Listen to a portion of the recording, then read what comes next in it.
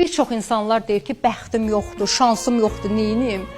Bəxt, şans bilirsiniz nədir? Əziyyət çəkmək lazımdır, zəhmət çəkmək lazımdır, səhər 6-da yuxudan oyanmaq lazımdır, qazanılan pulun qədrini bilmək lazımdır, evə girən hər xırda ruziyə belə sığal çəkib şükr etmək lazımdır. Siz elə bilirsiniz, o həsəd apardığınız insanlar var, elə bilirsiniz, elə hamısı düz gəlib, düz dayanıb nəyəsə çatıblar, harasa gəlib dayanıblar. Elə deyil. Hamı əziyyət çəkir, zəhmət çəkir. İndi Allah Taala birinə çox verir, birinə az verir. Şükür məsləhətinə.